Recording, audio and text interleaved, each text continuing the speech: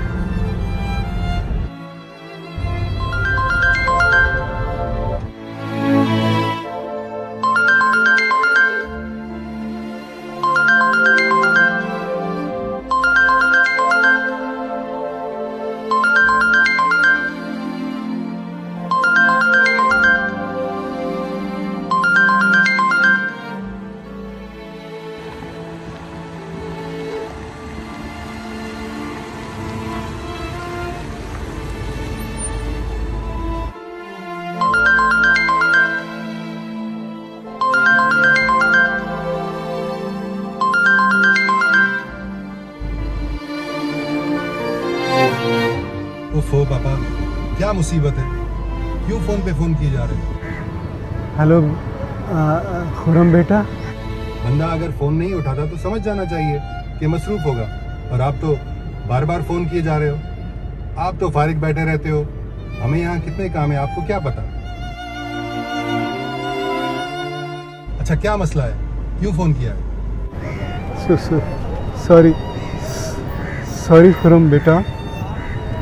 बेटा मुझे पता नहीं था कि आप बहुत मसरूफ़ होंगे। मैंने समझा आप फ्री होंगे, मेरी कॉल दे के आपको खुशी होगी, लेकिन बेटा आपके पास तो अपने बाप से बात करने के लिए भी वक्त नहीं है। मैंने फ़ोन सिर्फ इसलिए किया था कि पूछना था आपसे कि आप कल आ रहे हो ना? कल हमारे यहाँ ईद है। उफ़ो, मिठल को मैंने बता दिया था कि हम इस साल भी नहीं आ रहे। आपको मिठल ने नहीं बताया क्या? अच्छा मिठल को फ़ोन दो ज़रा। नहीं, मिठल ने तो बताया था मुझे कि आप नहीं आ रहे हो, लेकिन मेरा दिल नहीं मान रहा था। मैंने सोचा मैं खुद आपसे फ़ोन पे बात कर लूं। पापा दुबई के हालात बहुत ख़राब हैं, लोगों को नौकरियों से निकाला जा रहा है। हम इस साल भी नहीं आ रहे, इंशाल्लाह अगले साल आएंगे। सॉरी पापा। अच्छा मुझे अब बहुत ज़रूरी काम है, तो आप प्लीज़ बार बार मत फ़ोन कीजिएगा। ओके, खुदा हाफिज़।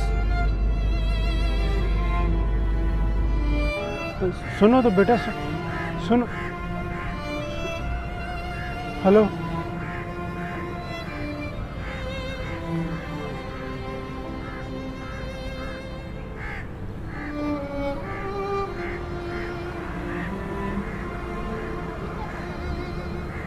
बेटे ने फ़ोन काट दिया, शायद बिजी होगा, काम बहुत है ना उसके पास, टाइम नहीं होगा उसको। लेकिन मिठल बाबा आप परेशान क्यों हो रहे हो? आप परेशान ना हो। मैं अपने छोटे बेटे सारंग से बात कर रहा हूँ यूके में। वो तो मेरा फ़ोन ज़रूर उठाएगा, और वो ईद पे भी ज़रूर आएगा। तुम देखना वो ज़रूर आएगा। साहब अल्लाह के वास्ते छोटे साहबों को फ़ोन मत करें, उन्होंने मना कर दिया था, वो कह रहे थे हम नहीं आएंगे। आप क्यों फ़ोन उनको करते हैं? नहीं करें उनको फ़ोन आप।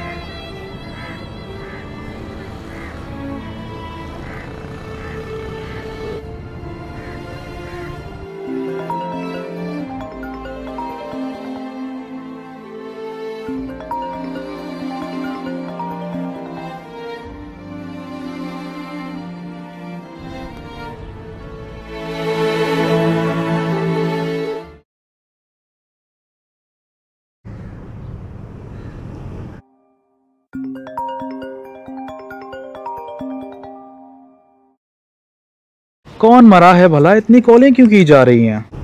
मैं मरा तो नहीं हूँ बेटा सारंग, मैं तो अभी जिंदा हूँ बेटा मैं भी। डैड आप परेशान ना हो, आप मर भी गए ना तो मिठल हमें इत्तला कर देगा और हम आके गुस्ल कफन दे के आपको दफना देंगे। अब लवारिस होके नहीं मरोगे डैड। एनीवेज आपने कॉल क्यों की है? बेटा कल हमारे पास ईद है, आप ईद मनाने के लिए आ रहे हो ना हमारे पास? सो सॉरी डैड, हम नहीं आ सकते, यहाँ काम बहुत है, और एक ईद के लिए इतनी दूर से हम इतना खर्चा करके आए।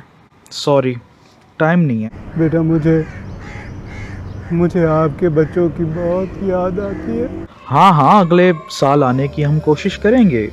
ओके डैड, अब मैं कॉल काट रहा हूँ, मुझे कहीं जाना है।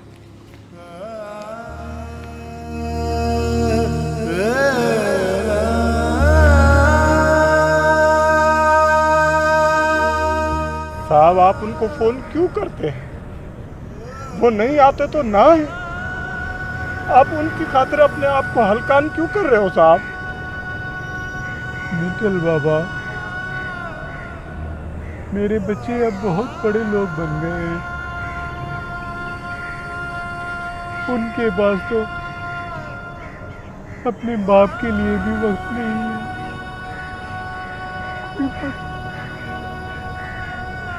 बन जाए बड़े लोग, कोई मसला नहीं।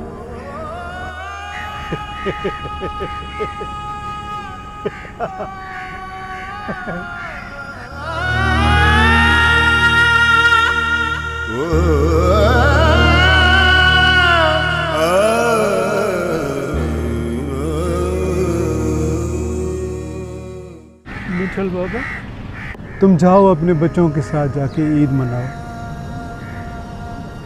अच्छा यूं करो, मेरी गाड़ी में चेकबुक पड़ा हुआ है, मैंने उस पर साइन कर दिया है। बड़े साहब, मैं आपको इस हालत में छोड़कर नहीं जा सकता, नहीं जा सकता मैं इस हालत में आपको छोड़कर। तुम्हें कुछ हो गया तो? मैंने कहा ना, मैं बिल्कुल ठीक हूँ, कुछ भी तो नहीं होगा मुझे, कुछ नहीं होगा मुझे।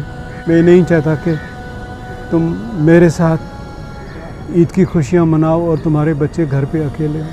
साहब, मैंने सारी चीज़ें तैयार करके फ्रिज में रख दी है, और अगर फिर भी ज़रूरत पड़े तो मुझे फ़ोन ज़रूर करना साहब, ठीक है? मैं ड्राइवर को बुला के ले आता हूँ, फिर मैं आपको घर छोड़ के फिर मैं अपने घर जाऊँगा। ठीक।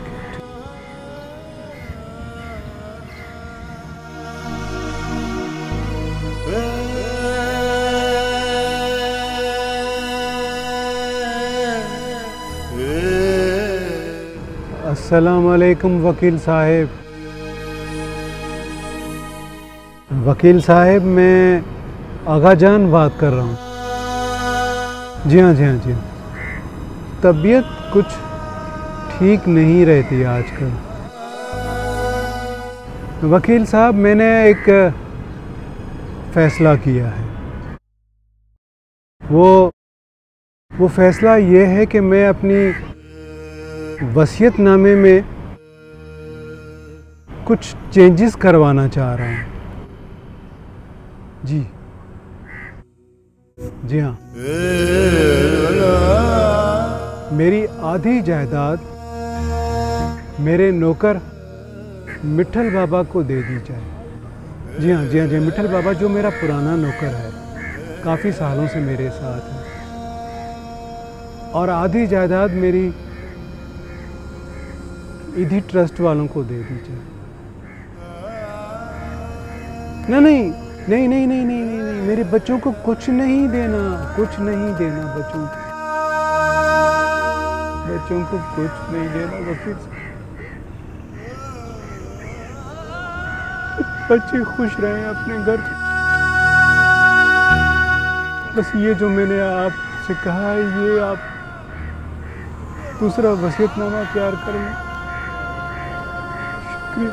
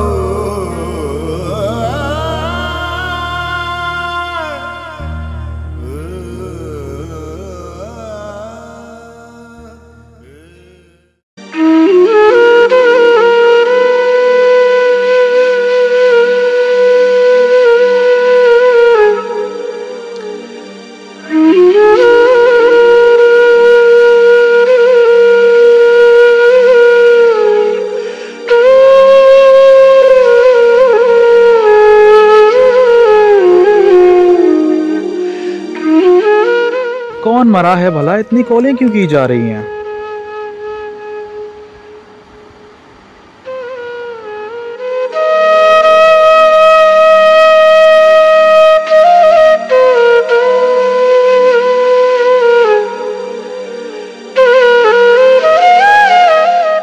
अच्छा, क्या मसला है? क्यों फोन किया है? मिठल को मैंने बता दिया था कि हम इस साल भी नहीं आ रहे। आपको मिठल ने नहीं बताया क्या? आप मर भी गए ना तो मिट्ठल हमें इत्तला कर देगा और हम आके गुस्ल कफन देके आपको दफना देंगे।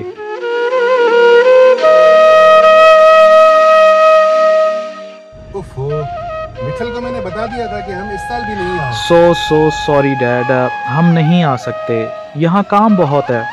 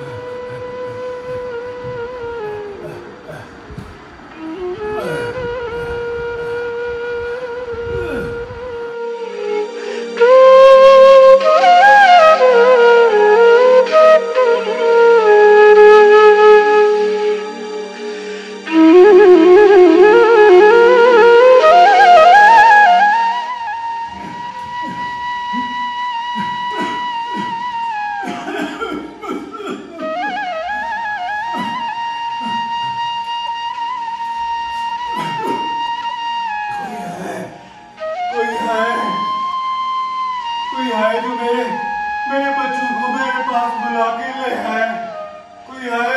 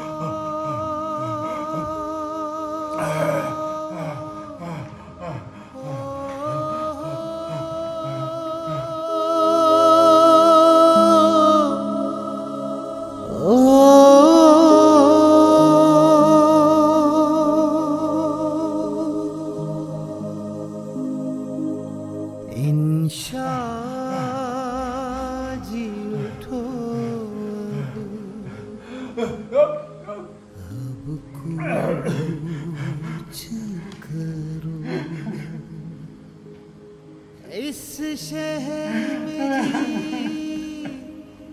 को लगाना क्या, इस शहर में जी को लगाना क्या, इंशाजी उठो अब कुछ करो।